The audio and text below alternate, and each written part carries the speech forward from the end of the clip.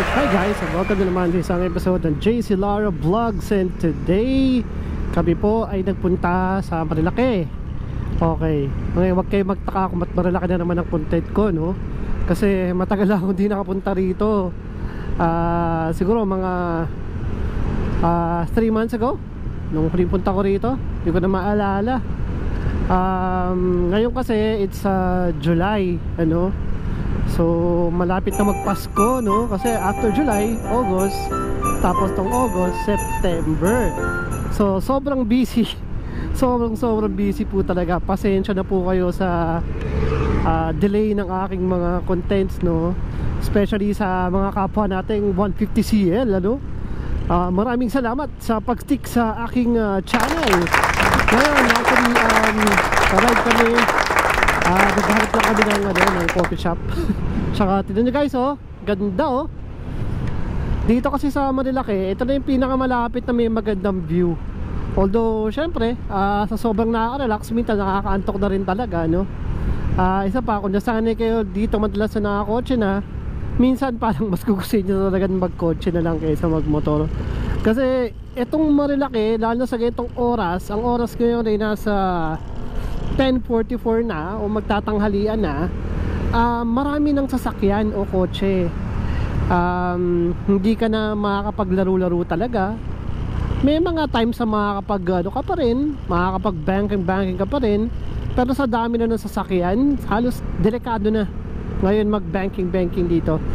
Kaya punta lang kayo dito kapag gusto nyo lang ng mild na cruise, ganon, o gusto nyo lang magpahinga, gusto nyo lang maging stick to nature, ano.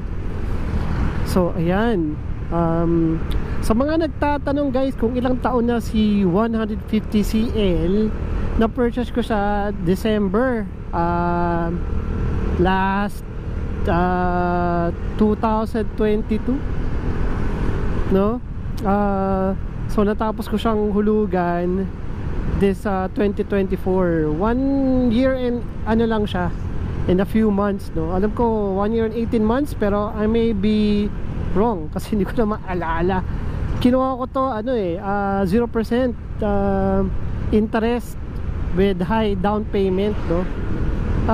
So far wala naman akong pagsisisi sa kanya, especially nung stock pa siya. Ako na lang talaga yung nagkamali ng mga nilagay. Hindi, wow. Kasi malikot ako.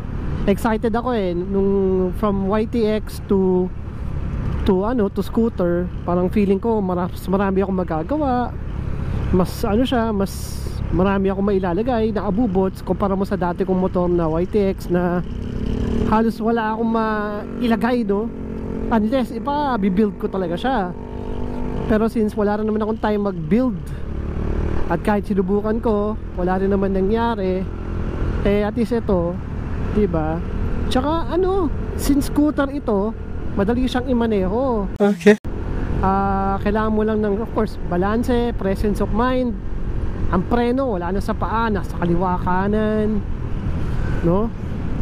So ayan, maganda ngayon dito kasi parang bagong asfalto na naman tong lugar na to, no?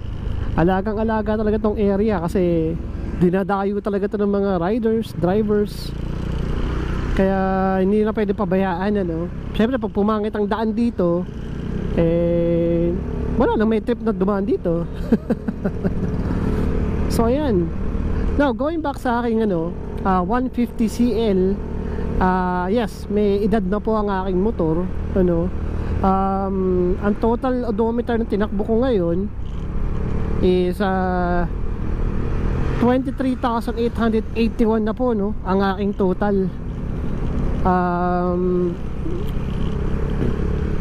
So far ang aking fuel consumption nasa 35, no, minsan 34, 35.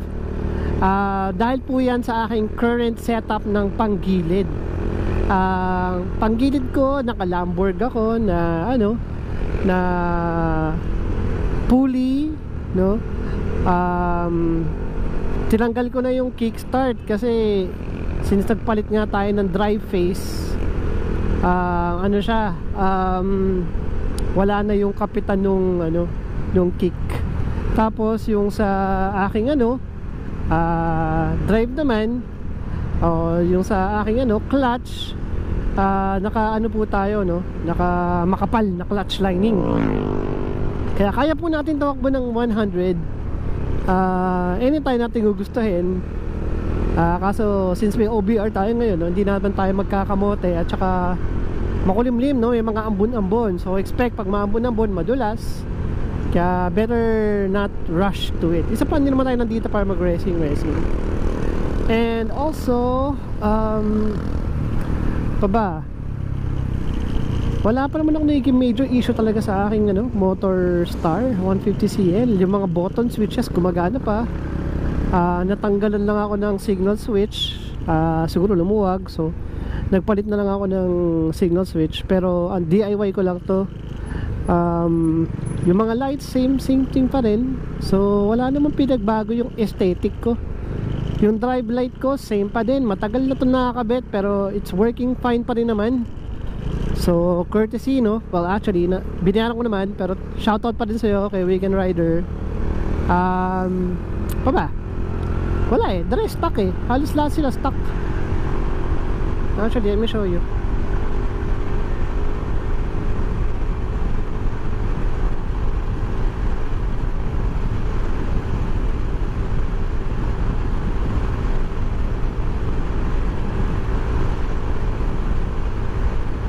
So far ngayon, medyo paahon tong part na to. Matapos pa ako ng 85, no? 85. Ang bola ko pala rito, guys, is 1311. 85, meron akong OBR, no? Yan. So ito yung entrada ng Marilaki paahon. So as you can tell, guys, nung previous vlog ko, no, doon sa ating ano, ating endurance race, talagang pinag-iisipan ko na kung dapat na ba ako magpalit ng motor, kasi nahihirapan siya talaga eh pagpaahon. Ayun, tinan nyo. Ayun, 40, 47. But then again, hindi naman to Honda. It's part lang siya, no? sa Honda. So it may looks the same aesthetically, pero performance wise hindi mo siya pwede compare, you know. Isa pa, carburetor siya. Kung gusto mo talaga ng malakas na hatak, of course kailangan mo na mag-upgrade ng block, no, o tsaka ng engine. Pero again, pag nag-upgrade ka, maraming factors kasi na pwedeng maapektuhan. Pag nag-upgrade ka, maapektuhan of course ang fuel consumption mo. Number one yan, ang mahal na ng gasolina ngayon. So para saan pa kung mag-upgrade ka rin ng ganun, no? Isa pa, kung makakasabay mo naman hindi naman na nangangamote o hindi naman na mahilig mag-racing dahil may mga idara na rin kayo o dahil umay na kayo, no? Edi okay na yung ganito. 150cc GY6, let's say China build, or China parts, Filipino build is not bad, you know. And it's budget, diba? Sa mga budgetarian, no? Not bad. So ang mako-complain ko lang ngayon sa aking motor yung likuran ng aking ano, motor banda, no?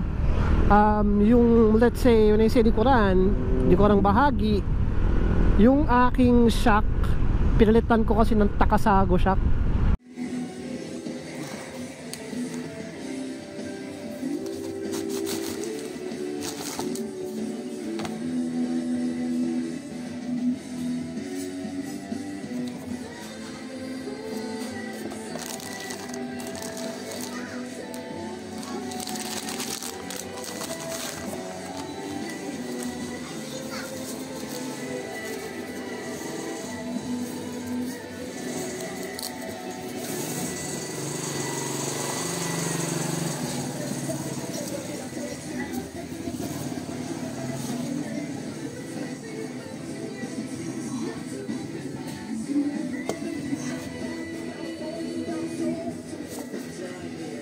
Mura lang siya, guys, kasi napakaganda tingnan nung una kong in-unbox. Kaso hindi ko na na sobrang lambot pala. Guys, bagong spaltado tong lugar na to, oh. Wow, lalong masarap mag-ride dito ngayon kasi spaltado na siya, oh. Oh, smooth. But anyway, ayun, daming ano, big bikers guys, oh. Oh. Kamakailan nga pala guys, meron tayong kabrother na na-aksidente rito, no. Hindi ko na i-disclose kung sino, aling grupo, pero we regret to hear what happened and to see, no, to napanood ko lang sa Facebook sinabi lang sa akin ng aking contact. Yun na lang, contact na lang, no. You know, minsan nakikita ko sila sa mga lugar-lugar, no. Sorry guys, I'm sorry to hear or sorry to see what happened, pero hopefully maging, you know, responsible naman tayong riders, no. Alam kong masaya dito, nakaka-enjoy, pero you know, it's always at a risk yun lang talaga Hindi ako magmamarunong, hindi ako manenermon kasi isa rin ako sa mga ganyan hindi naman to big bike, kaya alam nyo na, hindi naman ako, kahit gusto kong bumirit, hindi naman makakabirit. So yun, anyway, so much for that. Ngayon, ano lang talaga to guys, random vlog lang. Kasi naisipan ko lang dahil hindi ko na nagagalaw tong camera no. Ang camera ko pala is GoPro Hero 4. Umuulan, alam kong hindi waterproof to, at alam kong bigay lang sa akin to ni Weekend Rider. Shoutout again sa'yo, Weekend, no. Pero wala lang, hindi ko na nagagalaw galawin natin, diba? Yung tamang couples ride lang, ganyan ako, ito na naman yan kailangan mag-inat minsan ang inat hindi lang dapat sa naku, parang delikado tong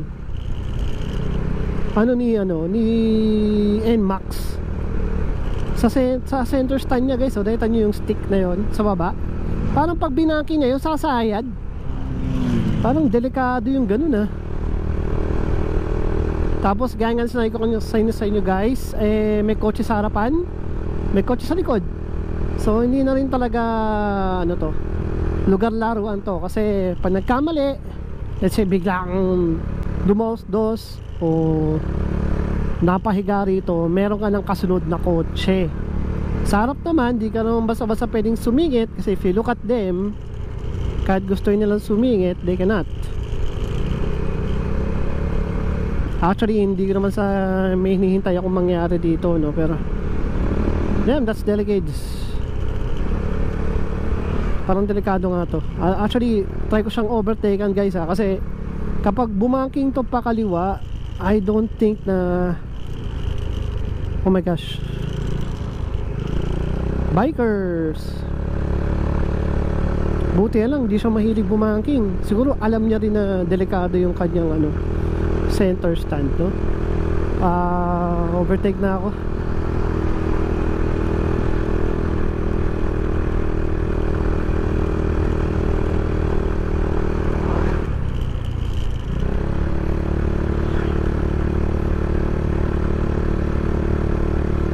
See, mahihirapan talaga hirap overtake guys.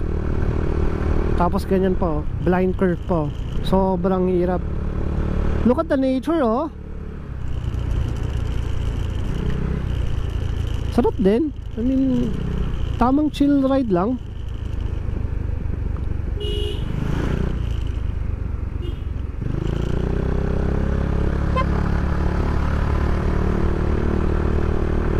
Yung mga nagbabike, sinasakop na yung dito sa side na to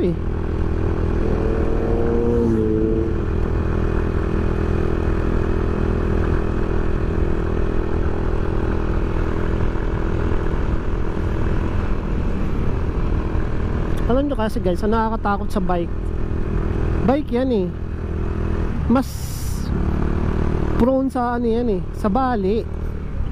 Tsaka wala kasing engine yan guys, nakasalalay yan sa sa lakas nung biker.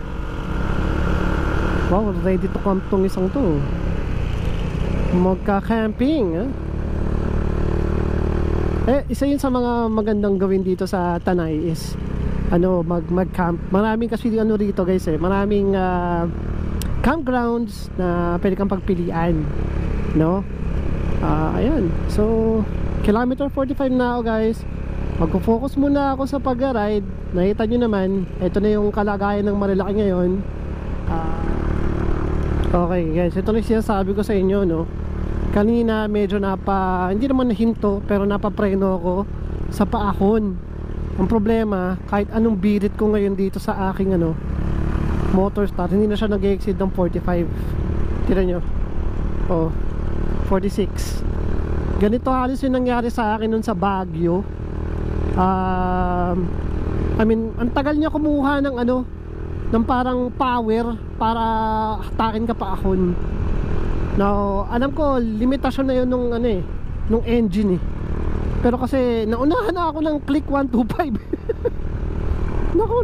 Naunahan na rin ako ng iba yung click 125 yun, sigurado ako stuck pa yun. Tapos wala, naunahan rin ako ng ibang mga rider. Hindi ko alam kung mali ba yung pag-throttle ko pero ang ginagawa ko kasi guys 50 to 100% yung pag-throttle ko ganyan diba dapat pag ganyan umihirit na yan.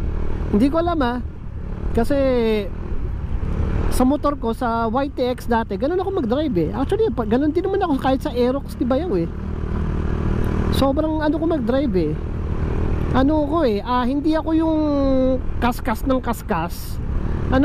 Timpla, pag nakuha baon, ganun. Tapos kuha baon, talaga magbibigay na siya ng ng parang spark o power dun sa engine. Pero ito kahit anong gawin kong timpla, wala yung pa yung ano niya hindi ko alam kung sa carburetor yon o sa ba't parang kinakapos siya ng power, no? Pero I bet isa yon sa mga talagang nakapag-brake sa akin pagdating sa sa riding with groups, no? Kasi nga sino nga naman gusto sa'yo, pag-ride sa'yo kung sila tumatakbo ng 80, 60 tapos ikaw paahon 45, 30, 20, diba? Tinry ko naman siyang ayusin pero hindi ko alam kung ano talaga yung problema. Tinry ko rin yung may bago akong air filter, may bago tayong spark plug, may bago tayong lahat halos bago pero ganun pa din so well, like kasi hindi naman to racing, no? But still, parang it will be better kung kahit humabol man lang tayo. Kahit natin humabol. Ngayon, ito na tayo. Malapit na tayo sa hindi natin gustong magiting corner. Ito na tayo sa banking, no? Woo! Pababa na guys, kaya medyo bumibilis na tayo, no? Sa braking naman niya, wala akong makitang problema, no? So, ayan, okay pa naman siya, no? Siyempre, pili tayo ng coffee shop na may view naman. Lumayo na tayo, ayan. So guys, kung may recommend pala kayo coffee shop sa akin dito sa Marilaki, mag-comment kayo sa baba, ha? I mean, kasi alam ko yung iba sa inyo suki na rin ng Marilaki, no? Ako naman kasi madalang naman ako punta rito kasama ang aking OBR. So madalas may kasama akong grupo, kaya sila na yung naggagabay sa akin kung saan masarap kumain, saan okay magkape. Pero pag ganito na solo ride lang with the OBR lang, parang diba, wala rin akong malaman at least may share ko lang naman yung mga napunta akong lugar, diba? Ayun, so guys, kung meron kayo may re-recommend, don't hesitate to leave a comment. At salamat sa inyong panonood ulit, no? Ito, by the way, ito yung performance ni ni 150cl. Again, kaya ko naman irekta to ng 100. Ang problema, hindi niya kaya umahod ng ng matinding ahonan. Ayun, kapag patag, ayan, pagpatagilid, ayan din 65, 60. Pero patag guys, tsaka delikado rin kasi mag-banking ngayon dahil tingin yung kalsada, alam yung mga ganyang klaseng basa na pulo, hindi talaga basa yung sahig, madulas yan. last time meron kaming nakita dun sa amin banda. Sa likod ako nung motor, no? Buti lang nasa likod ako kasi nakapag-hazard ako para ma-aware yung mga nasa likod na ayun na nga, may dumulas na nga na motor sa harapan namin. Ayun, so malapit na ako sa Manukan, no? Pagdating sa Manukan, cut short ko muna to, no? So ayan, isa rin pala sa mga dahilan kaya hindi na muna ako nakakapag-upload dahil sa wala naman talagang major na ganap, no? Ayan, ito na yung Manukan, guys. Tingnan nyo, may mga tao pa rin naman. I bet may mga pumipitik pa rin naman dito. Pero mga minimal muna ngayon siguro kasi wala naman kasi masyadong nagaray ngayon. Baka bukas. Yun. Tsaka guys, ano masasabi nyo sa bagong sniper ngayon? Feeling ko alam ko mahal yung sniper pero parang gusto ko ng sniper. At least yun, di ba? Yamaha, ano. Tsaka ang pogi tingnan. Pero hindi pa ako nakakasakay ng ganun kaya I don't know. Ano masasabi nyo sa sniper? Parang kung mag-upgrade ako, bumalik na lang ba ako sa mga underbone o hyper underbone? O mag big body ako, no? Yung mga pang touring talaga, gaya ng Gixxer.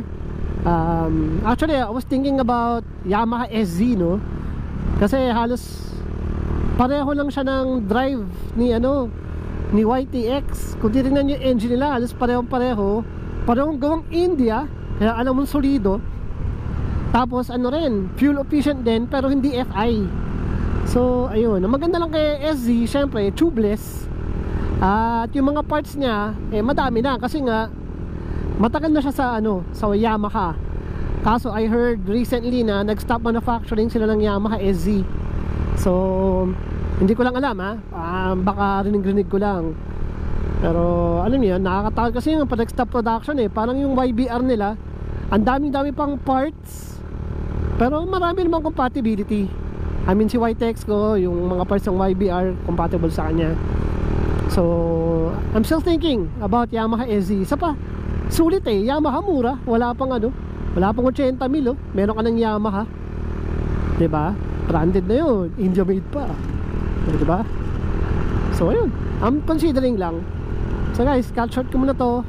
Hanap muna ako ng coffee shop ulit. Tingnan. A few minutes later. So guys, pababa na kami, no? Actually may emergency lang na nangyari and we have to go home. Medyo hindi muna kami magkakape ngayon o resto. Nasa Tanay Highlands na kami kanina, but hindi na muna kayo pumasok. It's a good thing I was able to see the message, no? Importante kasi. So we have to go home. Again, kung meron kayo masasuggest na pasyalan dito, no, na coffee shop, siguro pag balik ko next time, i-vlog natin yan, puntahan natin, ayun. So guys, salamat sa panonood. At least nakita nyo yung Marilaki, no? Ito na siya. That's how it looks like. So ayun, sige, ubusin ko na lang tong battery, and I'll just gonna fast forward it, okay? Ayun guys, salamat sa panonood, sa pagsik sa aking channel. Again, see you on the road and ride safe. Bye bye.